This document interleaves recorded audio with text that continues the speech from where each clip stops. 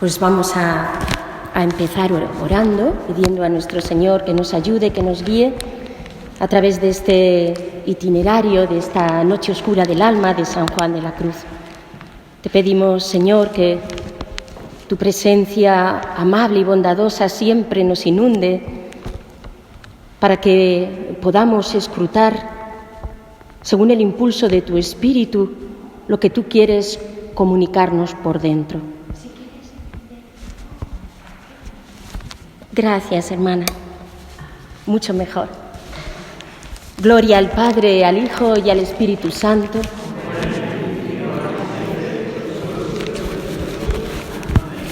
Bueno, como ya habrán visto anunciado, ¿verdad?, la idea de esta conferencia es el ver pues, cómo vivió San Juan de la Cruz la noche de la cual habla en su obra y cómo podemos relacionarlo también con la Eucaristía, ¿no?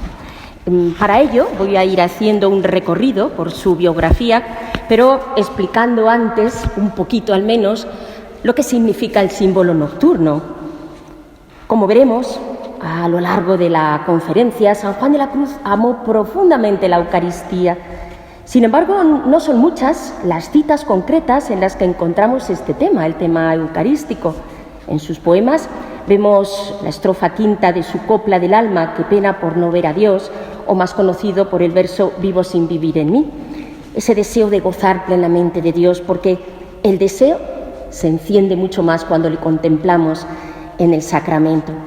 En cuanto a su obra en prosa, encontramos en el segundo libro de su vida del Monte Carmelo, en el capítulo 29, cuando habla sobre una persona que, teniendo locuciones sucesivas sobre el Santísimo Sacramento, sin embargo algunas de ellas eran heréticas. Bueno, todo esto lo dice el santo pues para que no nos apoyemos en este tipo de visiones y locuciones, sino que sobre todo pongamos nuestro corazón en fe. También aparece el tema de la Eucaristía en el tercer libro de su vida del Monte Carmelo, en el capítulo 31, cuando se refiere a aquellos que toman las cosas divinas, incluso el cuerpo de nuestro Señor, pues para uso de sus maldades. En Primera de Noche, 4.2, que trata el tema, al hablar de las imperfecciones que tienen los principiantes en la noche pasiva del sentido. Y en Primera de Noche, 6.4, cuando se busca el gusto en la comunión y no se busca a Cristo, que es a quien tenemos que buscar. En Llama de Amor Viva, en la redacción B, me refiero a la primera canción, al punto 5, sale también el tema al referirse al discurso eucarístico de Jesús. Recordad en Juan 6, versículo 60, y esa actitud de quienes pues, no acogieron sus palabras porque no estaban preparados para ello. Así la purificación que implica el camino de la noche nos prepara para valorar y gustar la Eucaristía. También sale este tema en la carta que escribe Ana de San Alberto en Sevilla, en junio de 1586, y a una carmelita descalza escrupulosa antes de Pentecostés. De esta carta se desconoce el lugar y la fecha. La aconseja comulgar en Pascua. No obstante, y a pesar de que no son muchos los lugares en los que aparece esta cuestión de la Eucaristía, son al menos elocuentes, ¿no? Pero veamos, a partir de aquí, cómo vivió San Juan de la Cruz la Eucaristía en su vida y sobre todo en los momentos de mayor purificación, a los que él llama noches. Fue en un pequeño pueblo entre Ávila y Salamanca en el que nació San Juan de la Cruz, hacia 1542, en Fontiveros, en un hogar humilde, el de Catalina Álvarez y Gonzalo de Yepes. El matrimonio ya tenía a Francisco y a Luis. Este último y también su padre murieron de hambre en aquella orgullosa pero desestructurada España de Carlos V. La familia no lo tuvo fácil para salir adelante. Las dificultades preparaban al pequeño Juan para vivir la noche, para entender en medio de las tinieblas de su vida la luz del Espíritu. ¿Pero qué entendemos por noche? El santo introduce el símbolo en primera de su vida del Monte Carmelo 2.1. Cuando digo 2, digo el capítulo, cuando digo 1, digo el punto. De la siguiente forma, leo literalmente las palabras del santo. Por tres cosas podemos decir que se llama noche este tránsito que hace el alma a la unión de Dios.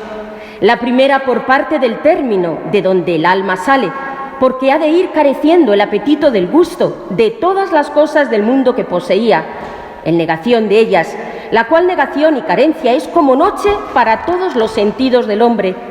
La segunda, por parte del medio camino por donde ha de ir el alma a esta unión, la cual es la fe, que es también oscura para el entendimiento como noche. La tercera, por parte del término a donde va, que es Dios, el cual, ni más ni menos, es noche oscura para el alma en esta vida, las cuales 3 noches han de pasar por el alma, o por mejor decir, el alma por ellas, para venir a la divina unión con Dios. Por lo tanto, la noche es una imagen privilegiada para explicar ese proceso del alma hacia la unión con Dios. Este proceso lo describe el santo en sus obras Subida del Monte Carmelo y Noche Oscura del Alma especialmente. San Juan de la Cruz distingue la noche activa, en la que el hombre puede poner de su parte para colaborar con Dios, y la noche pasiva, en la que el hombre cada vez puede hacer menos, simplemente dejar que Dios actúe. Así dice San Juan de la Cruz en cuanto a la diferencia entre activo y pasivo, que dice en primera Subida del Monte Carmelo 13:1. Activa es lo que el alma puede hacer y hace de su parte para entrar en ella. Se refiere a la noche, de lo cual ahora trataremos en los avisos siguientes. Pasiva es en que el alma no hace nada, sino Dios la obra en ella y ella se hace como paciente, de la cual trataremos en el 4º libro. En tercera de Subida del Monte Carmelo 13:3 dice: y esto está claro, porque si el alma entonces quiere obrar por fuerza, no ha de ser su obra más que natural, porque de suyo no puede más, porque a la sobrenatural no se mueve ella, ni se puede mover, sino muévela Dios y pónela en ella.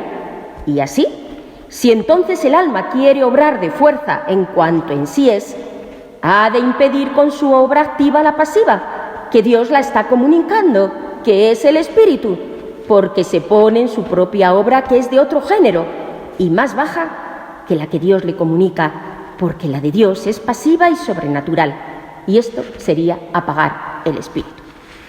Distingue además el sentido del espíritu.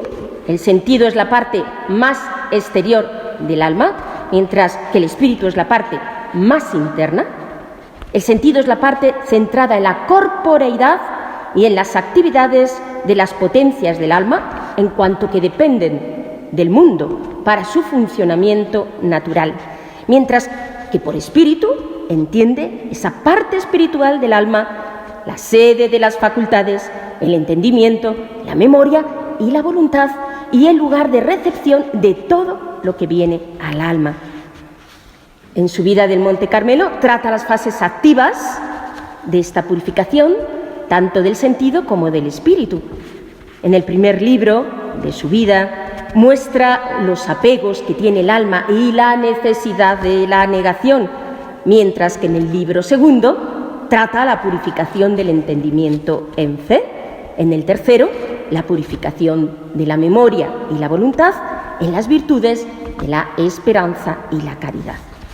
Y en Noche Oscura del Alma trata las purificaciones pasivas, tanto del sentido, en el primer libro de la obra, como del espíritu, en el segundo. En sus otras 2 grandes obras, Cántico Espiritual y Llama de Amor Viva, parte del símbolo noche, pero desarrolla más las etapas del desposorio y matrimonio místico y la transformación del alma en el fuego del espíritu. Siendo esta la estructura esencial del símbolo, sin embargo, este símbolo, esta imagen, tiene tal riqueza de aspectos y de matices que el santo los va mostrando según desarrolla sus obras. Entre ellos, la noche es camino, es tránsito, es proceso, mediante el cual el alma se va adecuando más a lo divino. Es desprendimiento de todo, incluso de nuestras formas de hacer, para que de este modo, habiendo hecho este vacío, el ser humano pueda, en desnudez, acoger al todo que es Dios. De esta forma el alma va siendo aquilatada va siendo transformada. Es, en el fondo, la noche un proceso de identificación con Cristo nuestro Señor. El alma, a lo largo de esta noche, va pasando de la meditación a la contemplación, de la purificación a la iluminación y a la consiguiente unión con Dios en el amor. Y Dios la va regalando, la contemplación. Pero puesto que no está del todo preparada, ¿qué ocurre? Porque es noche, porque siente esta luz que Dios va dando al alma como tiniebla, porque es ese exceso lo que hace que quede cegada. Así lo dice el santo en Segunda de Noche 5.2. Esta contemplación infusa, por cuanto es sabiduría de Dios amorosa, hace dos principales efectos en el alma, porque la dispone, purgándola e iluminándola para la unión del amor de Dios, de donde la misma sabiduría amorosa que purga los espíritus bienaventurados, ilustrándolos, es la que aquí purga al alma y la ilumina.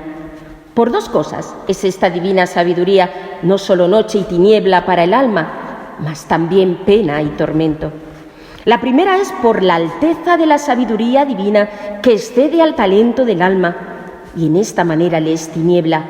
La segunda, por la bajeza e impureza de ella, y de esta manera le es penosa y aflictiva, y también oscura.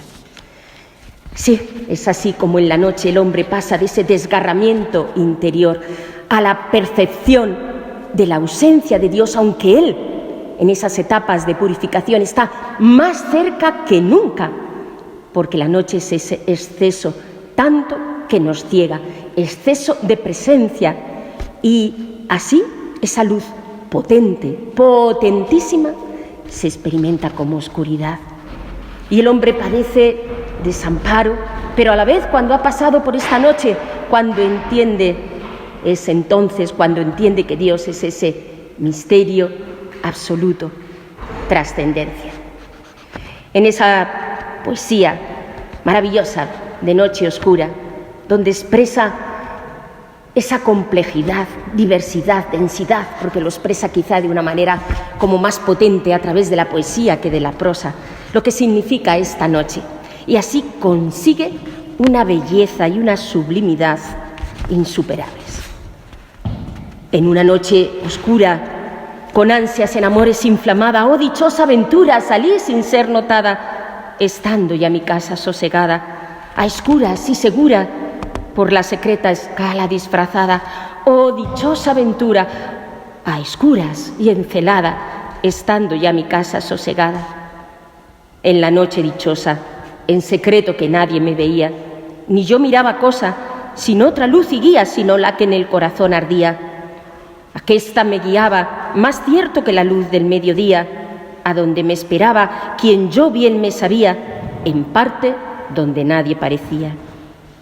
Oh noche que guiaste, oh noche amable más que la alborada, oh noche que juntaste amado con amada, amado en el amado transformada.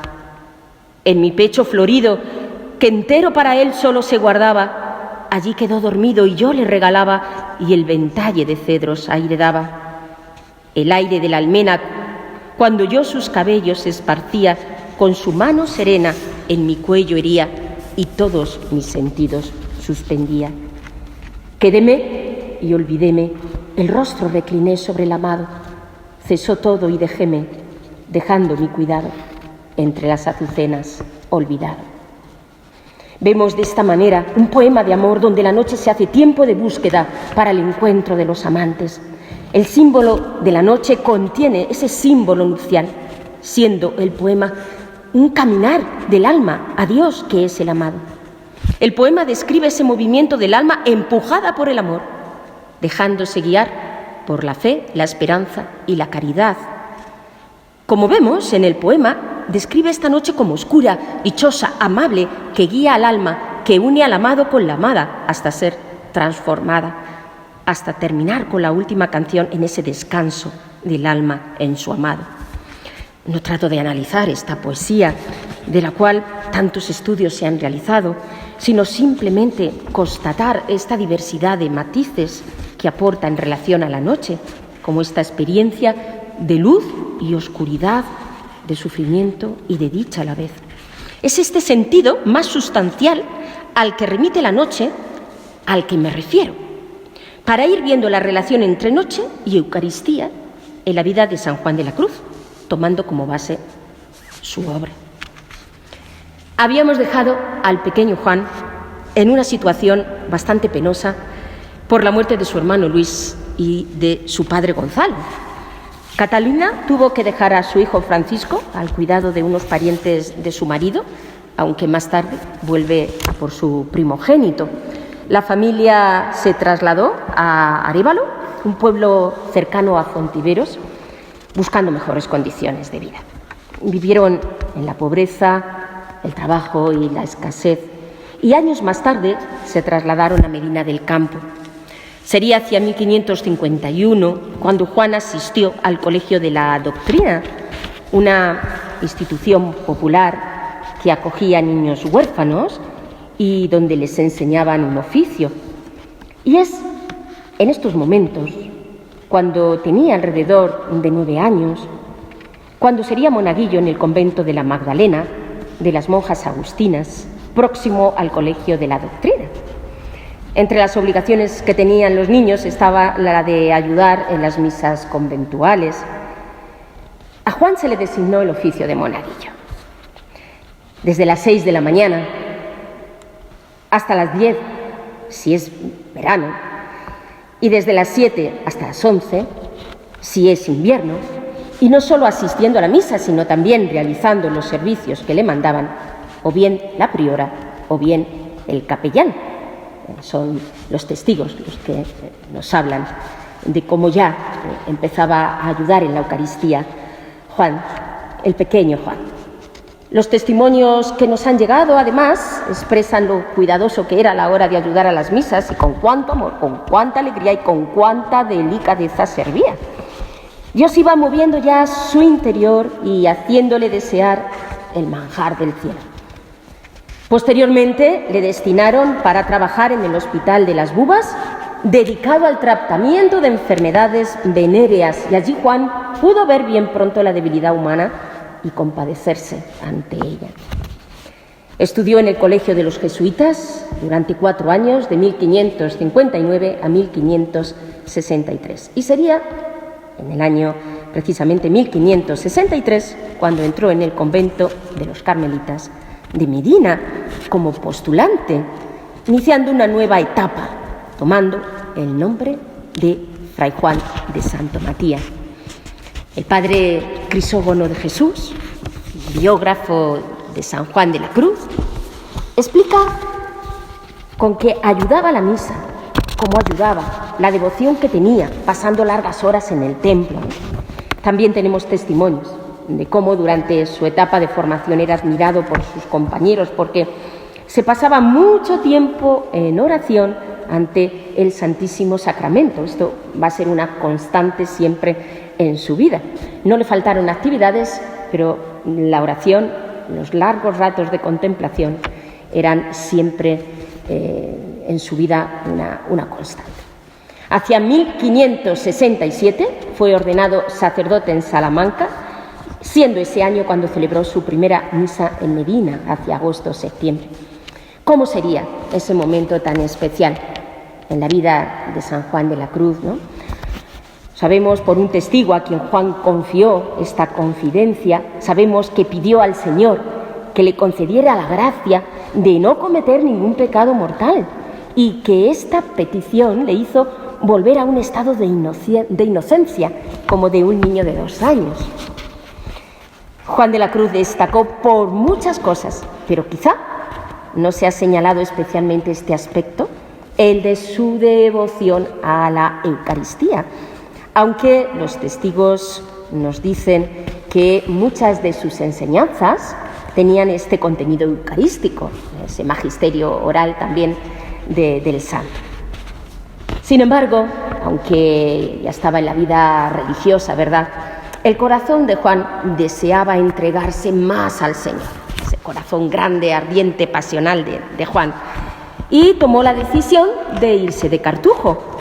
Pero la providencia tenía para él otro camino, y así quiso que conociera a Madre Teresa, que ya tenía 52 años y que no dejaba de crear nuevos conventos de monjas para llevar a cabo su reforma, pero buscaba también la reforma de los frailes. Le dieron noticias de Fray Juan de Santo Matías, produciéndose el encuentro entre ambos en Medina del Campo.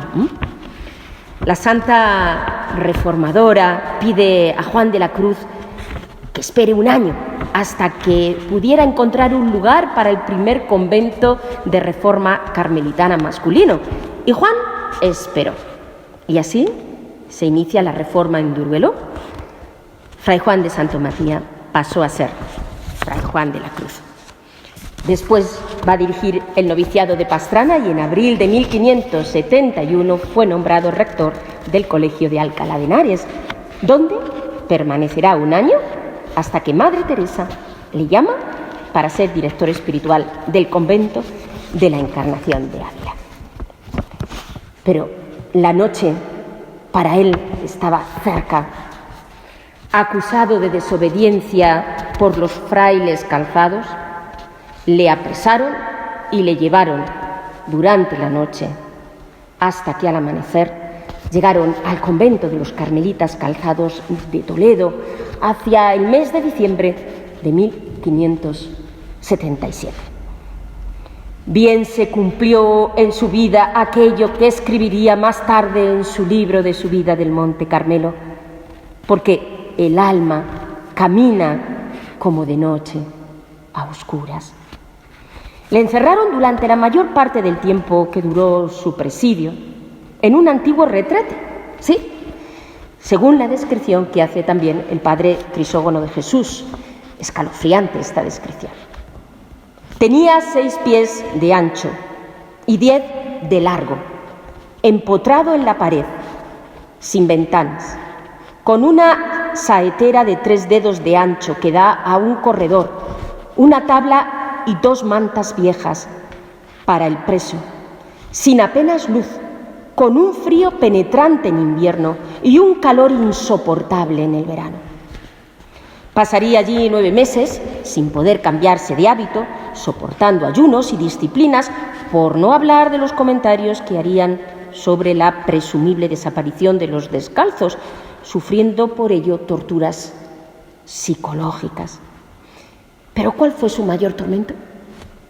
No poder celebrar la misa ni recibir el cuerpo de nuestro Señor. Recoge el padre José Vicente Rodríguez el siguiente testimonio. El 14 de agosto, la víspera de la Asunción, visita al preso el prior del convento, el padre Maldonado. Fray Juan, de rodillas y de espaldas a la portezuela, está sumido en oración. «¿Por qué nos levantáis viniendo yo a veros?», le dice el prior. Fray Juan responde sumisamente que no puede levantarse tan deprisa y pensaba que era el carcelero. El prior sigue preguntándole: «¿Pues en qué pensáis ahora?». Y Fray Juan: «En que mañana es día de Nuestra Señora y gustará mucho decir misa». Y el prior: «No en mis días».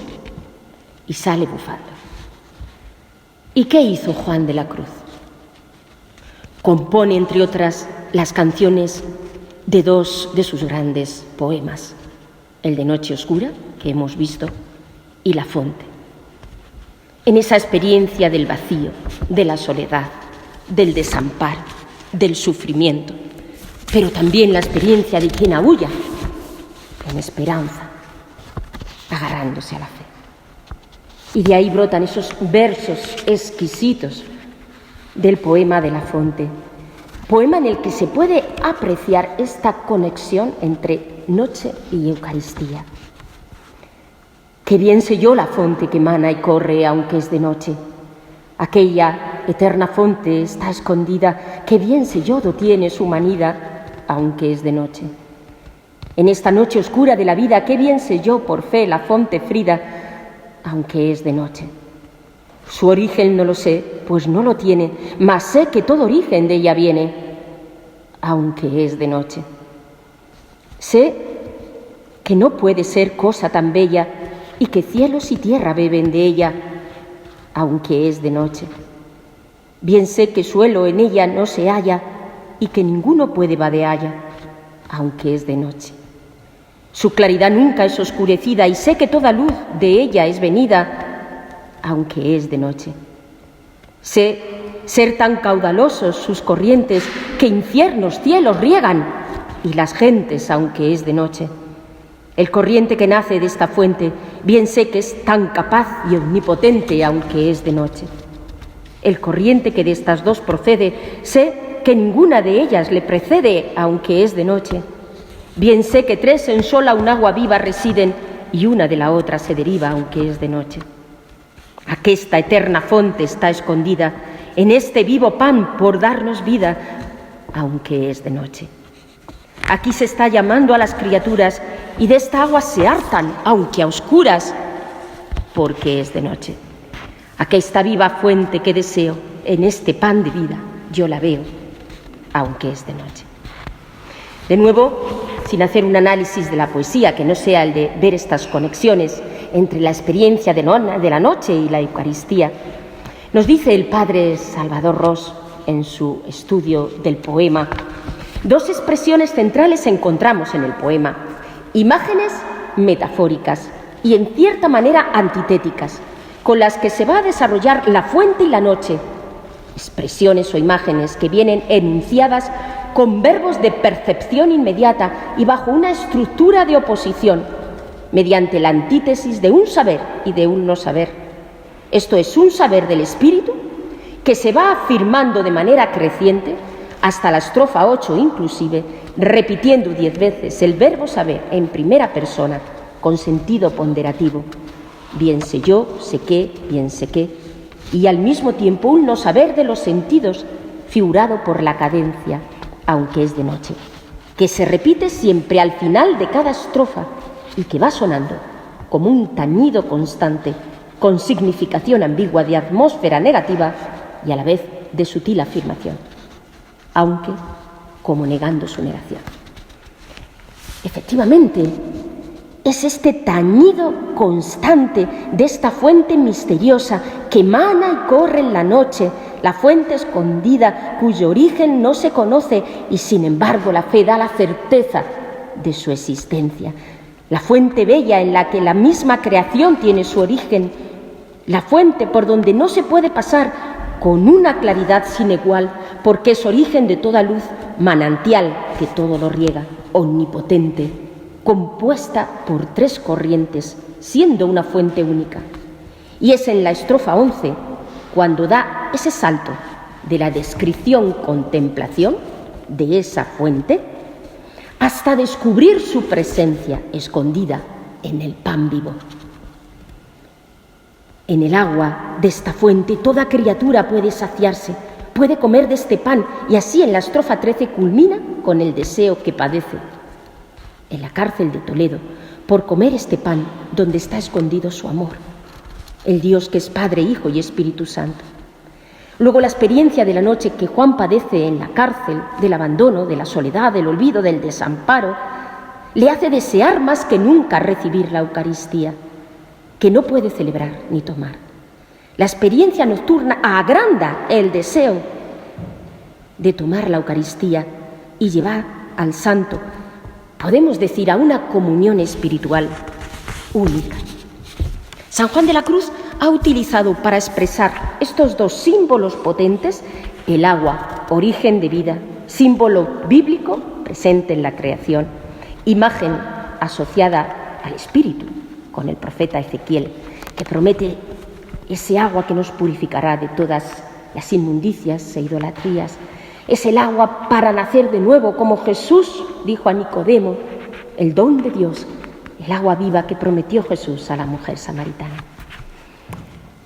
Recordaría el santo carmelita en esa noche, aquella que pasó Cristo en la cárcel durante su pasión, en las más profundas mazmorras del palacio de Caifás y que ahora él sufría imitando a su Señor, participando así de su pasión y captando la densidad de esa noche que luego reelaborará, intuyendo el camino místico que va desde el deseo a la unión con el amado.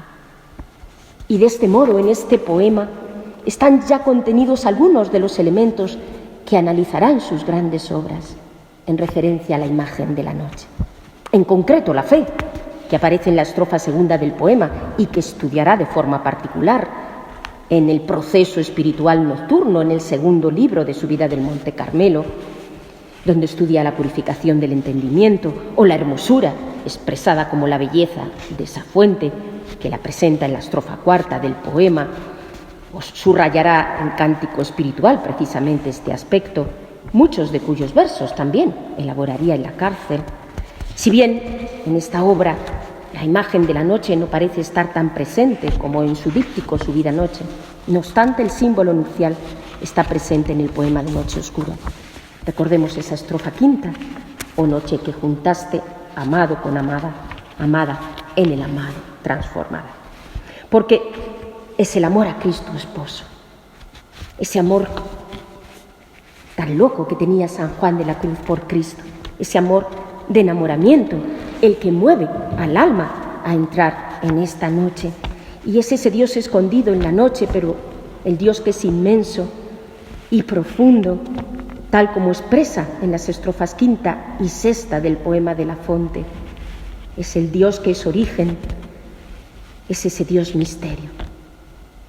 Juan de la Cruz, de esta forma, va como desvelando poco a poco algo de esta fuente misteriosa y escondida que emana en la noche del alma. De forma progresiva nos hace mantener una atención y a la vez nos envuelve la belleza y la profundidad de esta poesía, hasta que nos llega a meter en el corazón del Dios trinitario en las estrofas novena y décima.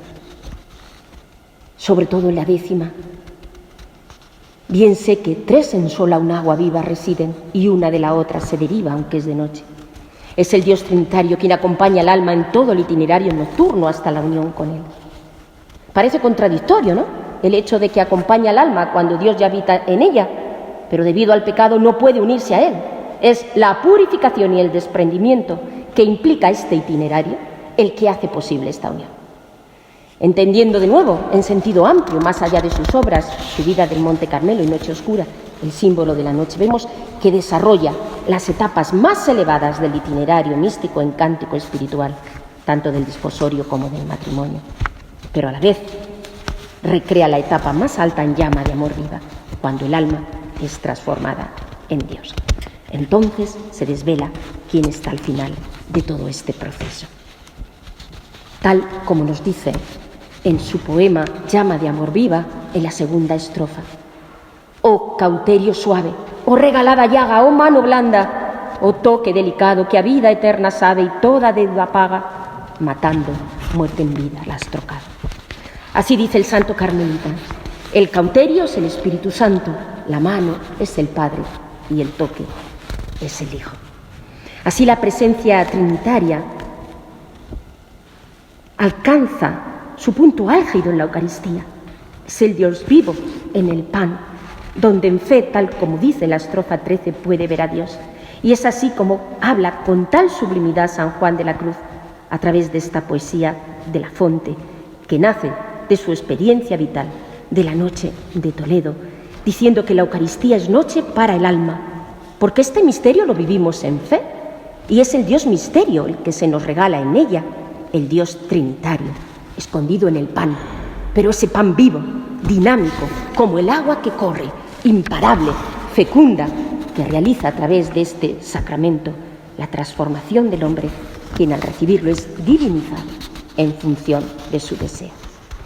Juan de la Cruz logró escapar en una de las noches de la octava del día de la Asunción de María, en agosto de 1576.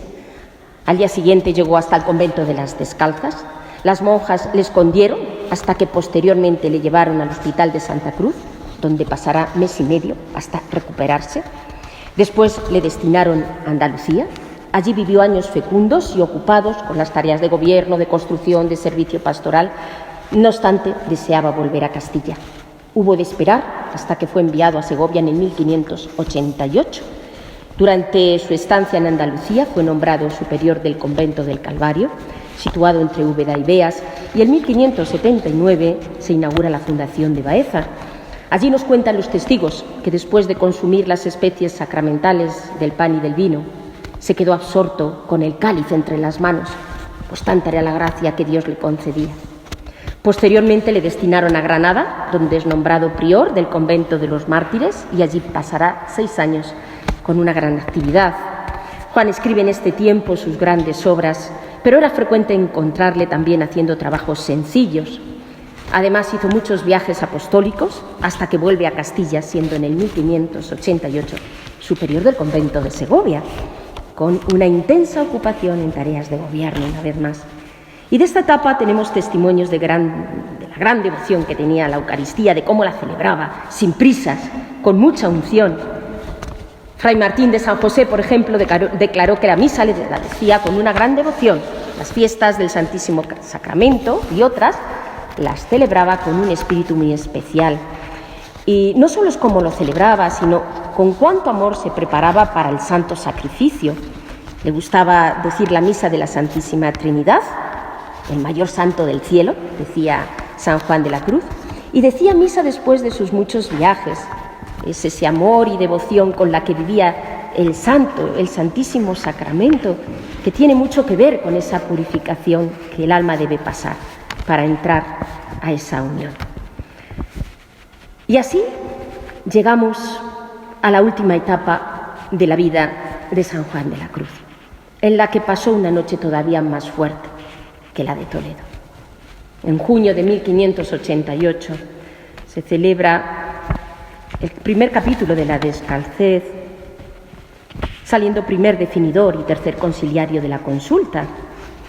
La consulta era una forma colegiada de gobierno, de tal forma que las decisiones se toman por un grupo permanente de carmelitas.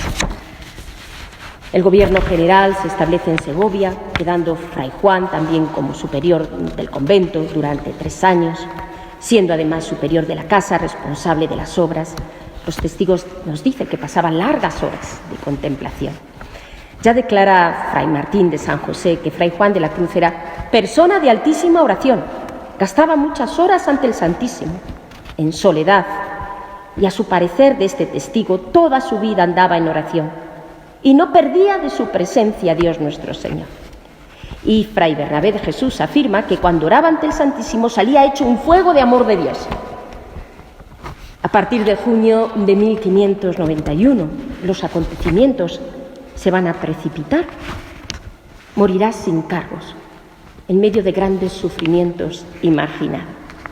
En el capítulo de Madrid, convocado para el 2 de junio de 1591, Juan de la Cruz habla a favor del padre Gracián y a favor de las monjas, reconociendo los errores cometidos en ambos casos. Las monjas querían estar sujetas a un superior descalzo, pero no a la consulta directamente, porque someterse a la consulta supondría alterar las constituciones, multiplicar las leyes. Habían conseguido un documento del Papa Sixto V, donde aparte de la aprobación de las constituciones se nombra el comisario que éstas desean, inhibiendo a los provinciales carmelitas de entrometerse en el gobierno de los monasterios de monjas, quedando libres de la intervención de la consulta. El padre Doria, contrariado, propone desentenderse del gobierno de las monjas.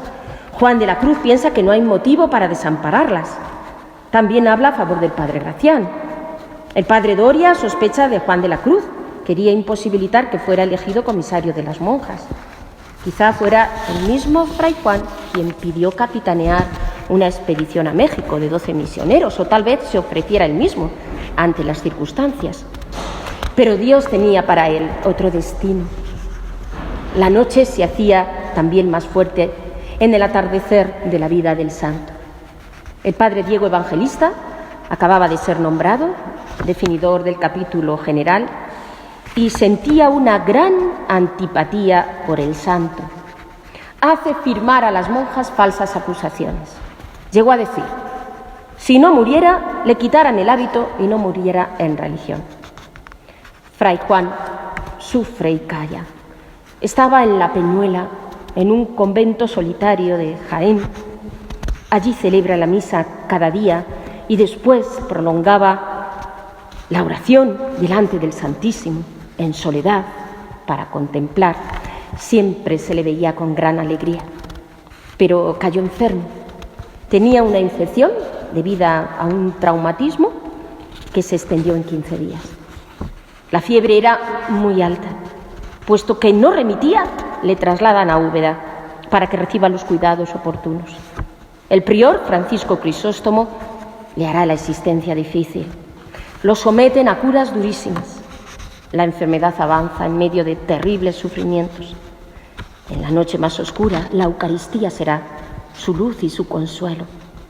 El miércoles 11 recibió los sacramentos de la penitencia y de la Eucaristía con gran devoción, y el 13 de diciembre el padre prior le trajo el Santísimo Sacramento para adorarle.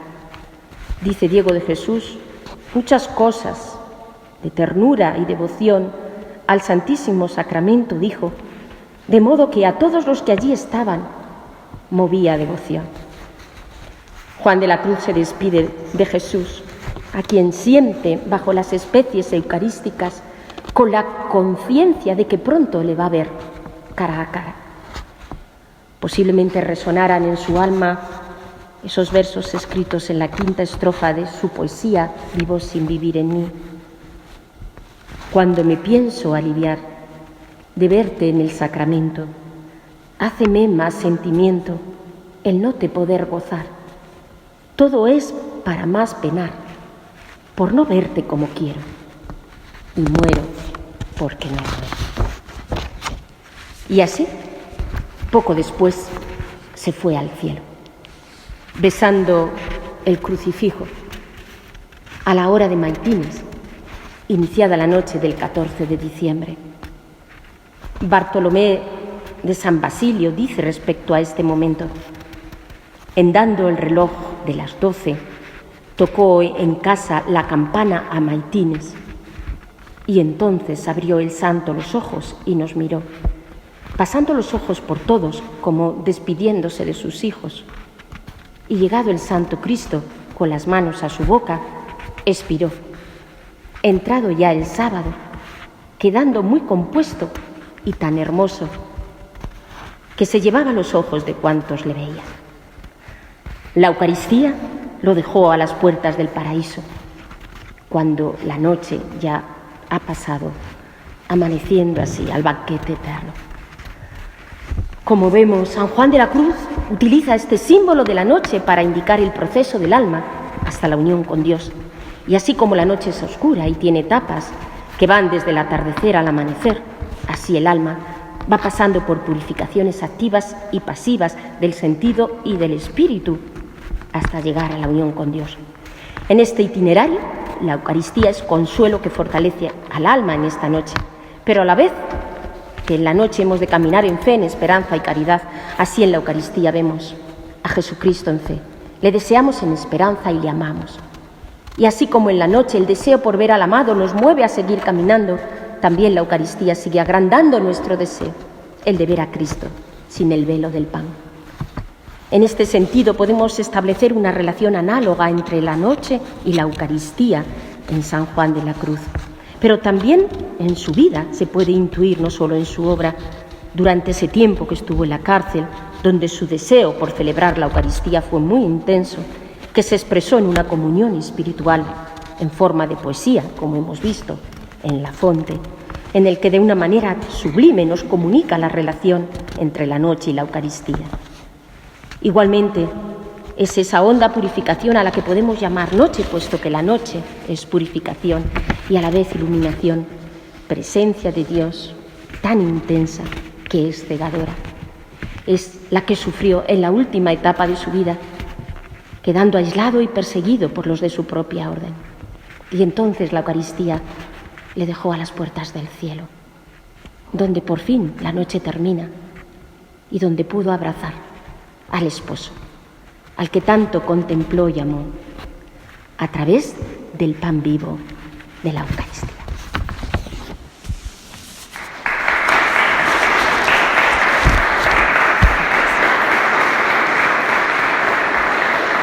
Gracias. Tenemos un ratito para preguntas, yo creo, ¿no, Charo? Sí, yo quería preguntar cuál fue la razón para que los carmelitas católicos le encarcelaran. Sí, bueno, el tema es bastante complejo, ¿no? Pero tengamos en cuenta que de alguna manera estaba habiendo ya una escisión dentro de lo que son los carmelitas, ¿verdad? Entonces, habría aquí mucho que decir, Marisol, pero sobre todo ya empieza a sospechar, si le acusan de desobediencia, es porque, lógicamente, ya pensaban que iba a ir un poco aquella rama de una manera independiente, como después así aconteció, ¿no? Y todo eso pues trajo consigo intrigas, malos entendidos. Y al final, aquellos que eran cabezas de la Reforma, como era el caso de San Juan de la Cruz, ¿no?, pues acabaron siendo perseguidos y encarcelados. Ya le habían encarcelado anteriormente, pero pues acabaron, como él dice, tragándole la ballena de Jonás, así lo dice en otras ocasiones, ¿no?, porque desapareció, nadie sabía dónde estaba, ni siquiera Madre Teresa, la cual pues, escribía y buscaba y nadie sabía dónde estaba. Tuvo el coraje para escaparse, porque también tuvo que tener mucho coraje para eso.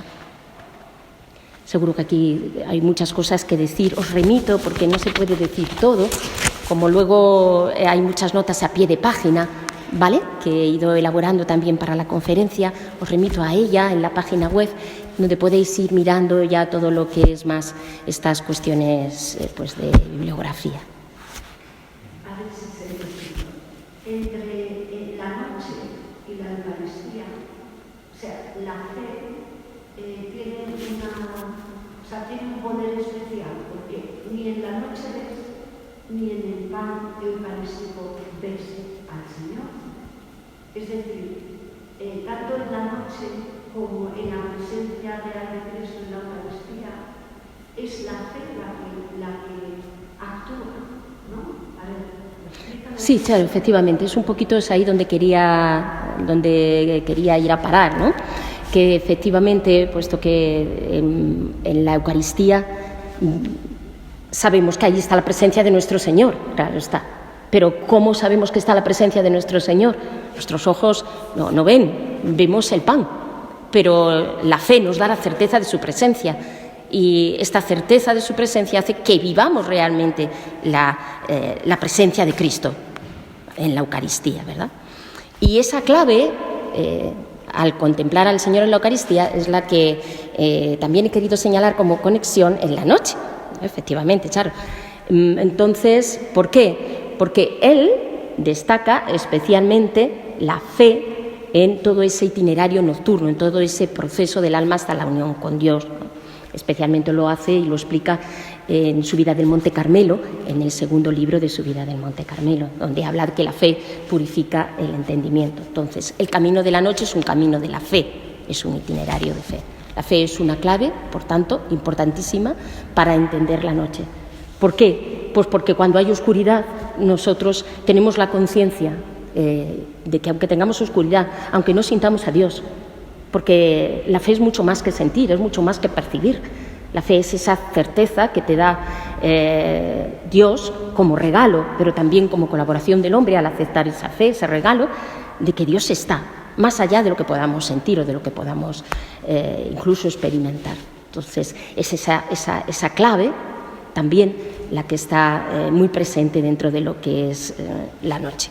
Que por otra parte, San Juan de la Cruz, cuando define la fe, precisamente da una definición de la fe como exceso de luz. Algunos dicen que es como una definición demasiado conceptual, ¿no? Pero él lo explica así, porque la fe es tanta la luz que nos viene a través de ella que nos ciega y eso hace que percibamos muchas veces las cosas de Dios con oscuridad.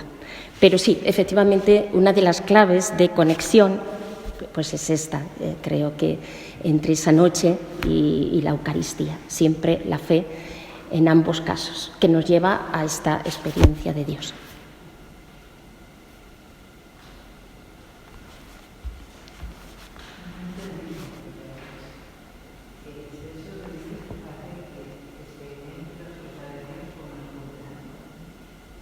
Cuando miramos al sol, si estamos mirando mucho tiempo al sol, ¿no?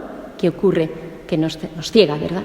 Y uno dice, ¿qué pasa? ¿Que no hay luz? No, hay mucha luz, pero es tanta esa luz que nos ciega.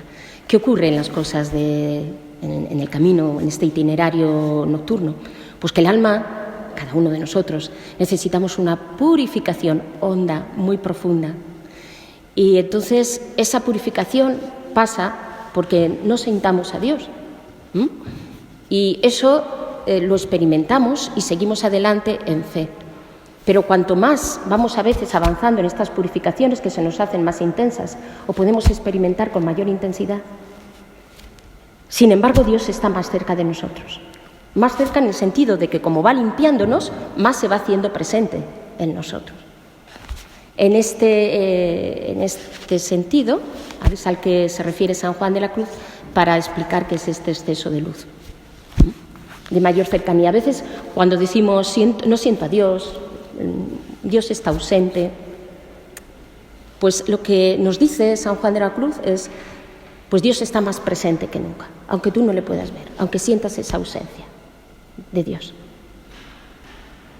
¿Por qué? Porque esos son momentos de purificación y en los momentos de purificación Dios se hace más presente en nosotros y nos va limpiando, nos va puliendo para que seamos más capaces, nos va capacitando, va ensanchando nuestro ser, va ensanchando nuestra alma para que tengamos más capacidad para acogerle y para poder saborearle, ¿no? Cuando él habla de cómo viene la contemplación, de cómo se pasa de la meditación a la contemplación, pues entonces lo que dice es precisamente que ya el alma, al estar más pulida, va siendo más capaz de acoger esa noticia amorosa que es la contemplación.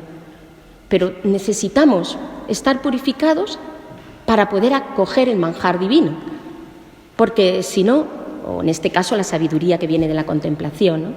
Porque si no, nuestro corazón está embotado y aunque tengamos ahí muy cerquita las cosas espirituales, no estamos preparados para saborearlas. Por eso necesitamos esa purificación.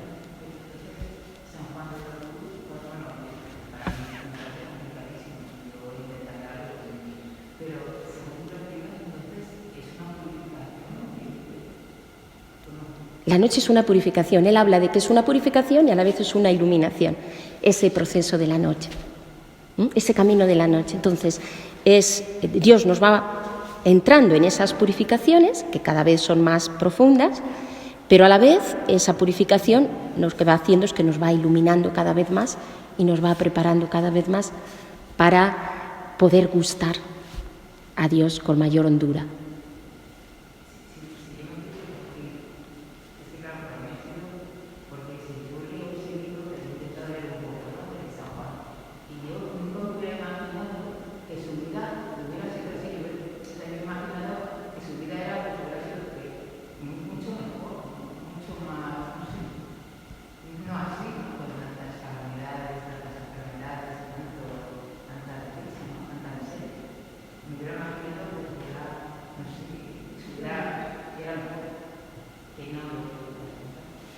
Bueno, yo he hecho el énfasis en las etapas de su vida donde pasó la noche, pero en realidad enfermo, estuvo solamente así al final de su vida. Quiero decir que la vida del Señor es una vida de gozo. Primero yo he hecho ese énfasis porque la conferencia era relación noche-Eucaristía y he querido hacer más el énfasis en las etapas de su vida donde ha pasado una purificación mayor, han sido más difíciles, ha pasado más por estas situaciones, ¿no? Pero, o sea, en la vida de los santos, en este caso hablamos de San Juan de la Cruz, aunque haya cruz, el gozo es mayor, es mucho mayor, porque el gozo es estar con el Señor, ¿no? Y entonces es una vida de gozo, yo diría, más que de cruz, y también en el caso del santo, o sea, lo que el santo gozaría en toda su vida en en este aspecto de la Eucaristía, pero en las fundaciones, en el encuentro con Madre Teresa, en el descubrimiento de la naturaleza, de cómo él gozaba de la naturaleza, o sea que y siempre se le veía alegre, ha salido también en los testimonios. Eso quiere decir que realmente él vivió feliz, porque estar con Dios es vivir feliz realmente, ¿no? Entonces, lo que pasa es que eso no nos quita la purificación, no nos quita, porque Dios lo va haciendo. Y por supuesto, es verdad también, y eso también hay que decirlo, que lo que se llama San Juan de la Cruz, y así quiso acuñar este nombre, porque realmente la cruz estuvo muy presente en su vida, la cruz. Pero Dios sabe a quién elige, ¿verdad? Dios sabe a quién elige. Yo he destacado un poquito sobre lo que ha dicho, y voy a llegar a la visión que tomamos. La noche oscura de alma escribió en la cárcel, en la prisión de los monjes, de sus monjes. Y entonces he notado que la noche oscura para él era la ausencia de poder tener la luz, de desear tantísimo el poder celebrar la Eucaristía y recibirla, que todo era noche hasta que pudiese recibirla. Así bueno, dos cositas hay. La primera, él escribe los versos de Noche Oscura. La obra en prosa, que luego explica la poesía, lo hace posteriormente. Eso por una parte, ¿no? Y por otra parte, hablamos de la Eucaristía, porque yo me he fijado en ese aspecto. Recordad que hemos visto ese aspecto en concreto en lo que es la noche. Entonces, hablas efectivamente. También tenemos testimonios que nos hablan de que durante, por ejemplo, su estancia en la cárcel, pues Dios le dio consuelos. Dios le dio momentos de mucho consuelo. O sea, ahí debió de ser en esa intimidad con el Señor en la cárcel, momentos donde Dios le regalaría consuelos, donde estaría realmente, pues, el Señor muy cerca de él y sosteniéndole también a nivel de esos consuelos. San Juan de la Cruz, a diferencia de Santa Teresa, a la hora de explicar muchas de las cosas las sabemos por los testigos. Y los tenemos pues en las actas luego de los procesos de canonización y demás, pero digo que a diferencia de Santa Teresa, él es muy escueto, no le gusta hablar de sus experiencias, ¿no? Sin embargo, Santa Teresa sí lo hace. ¿Por qué? Es otra manera, es otra forma, él es más esencial, y su manera de expresión de lo que quiere decir, el suyo no sale, no quiere que ese yo salga. Entonces, pues también en ese momento hubo pues, momentos también de consuelo, ¿no? Entonces, ¿qué fue para él una de las cosas que más le costó? Que vemos por los testimonios, una de las cosas que más le costó es no poder celebrar la Eucaristía. Quizá a nosotros nos cuesta entender esto, pero para un sacerdote, primero, debe de ser algo muy fuerte no poder celebrar la Eucaristía. Ya para nosotros no poder tomar la comunión, si nosotros estamos seguramente acostumbrados a comulgar diariamente, pues yo recuerdo cuando el COVID, ¿no? que de no poder tomar la comunión, volver a poder tomar la comunión fue para mí después de esos 3 meses una verdadera primera comunión, ¿no? Entonces, ¿cómo sería para él durante todo ese tiempo como sacerdote sin poder tener ese consuelo de la Eucaristía? Entonces eso fue una de las cosas seguramente más duras que tuvo que vivir y que vivió en esas circunstancias, ¿no? Bueno, no sé si te he contestado un poco a lo que... Sí, he visto la necesidad imperiosa de recibir la Eucaristía sin poder hacerlo. Para mí esa era la oscuridad que ha dicho. Como está la pandemia, no se puede recibir la comunión. Entonces, cuando realmente no pudo hacerlo, pues tendría ese consuelo y ese sentimiento profundo de decir, he recibido la luz.